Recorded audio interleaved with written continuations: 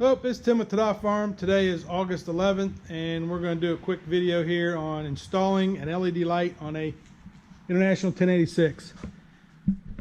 We are currently in the middle of the AC project, but right now is the perfect time to do this light. So we're going to do a little video on installing a light right up there. There's the LED light. It's 22 inches long. It's made by Nightlight. I think that's how it's called. Anyway, that's what we're going to put on there, and we're going to show you what's involved. So we'll be right back. I got two brackets made up. They're 2 inches wide by 3 by 4, and just had the machine shop make them up for me. I've got them marked, punched, and we're going to drill these holes out. So bear with us.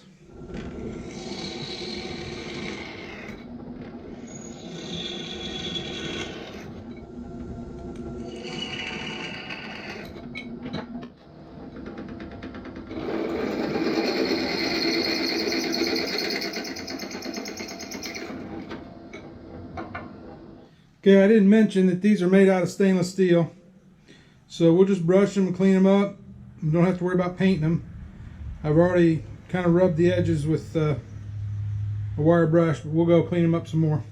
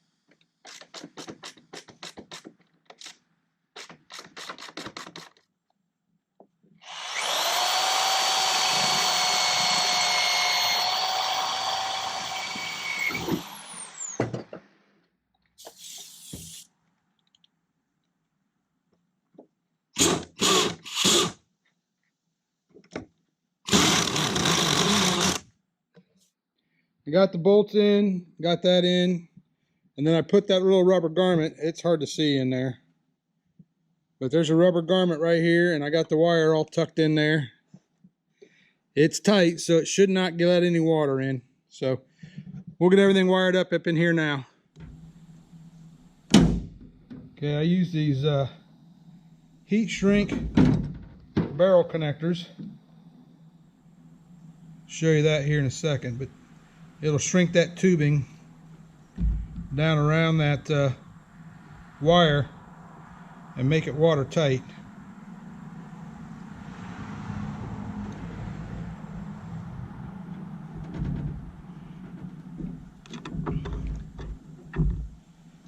According to my sticker, red is positive, black is negative.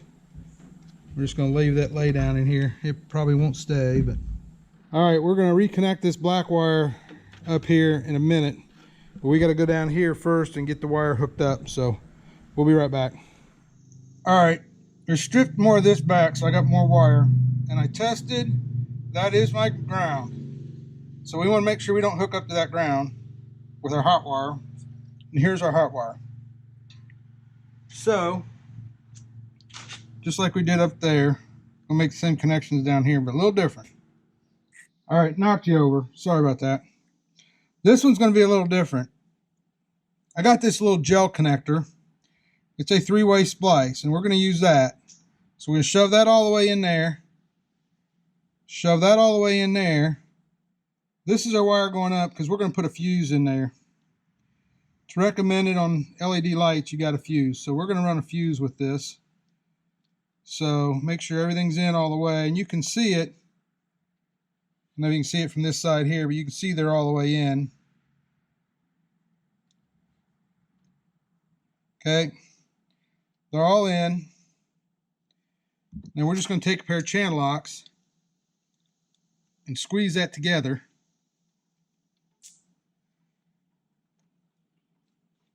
and it pushes out this gel, which makes it a sealed against corrosion and whatnot. So let me get a rag and wipe that off so I don't get it everywhere. All right, yeah, it's just kind of sticky, goopy, ucky feeling.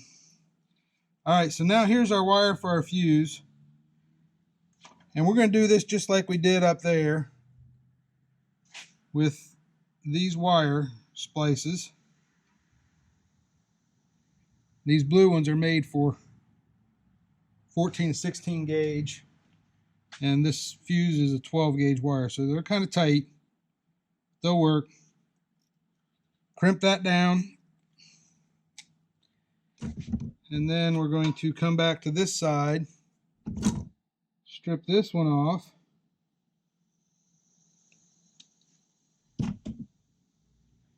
And then crimp this side, and I'm going to show you how I shrink these on up down here.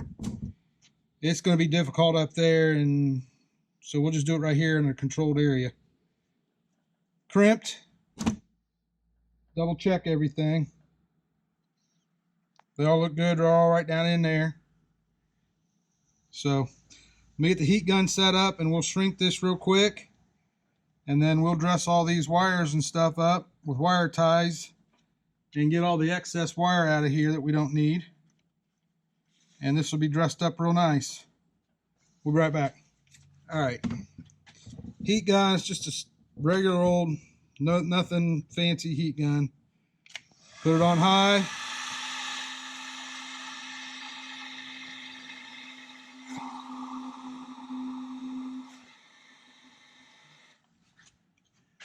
And that's all we do.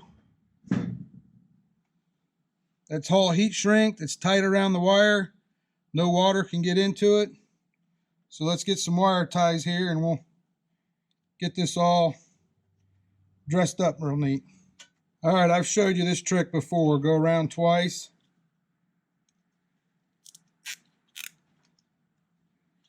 And then if you ever have to come back and cut that off, you got a little space there to cut off.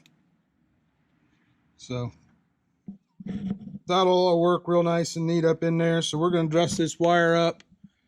The excess we don't need, and put a couple more wire ties up here, and then we'll connect that up, and I'll show you what it looks like.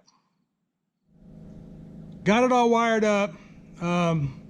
First problem I had is I put a 3 amp fuse in, and it takes more than a 3 amp. I ended up with a 7.5 amp fuse to drive this.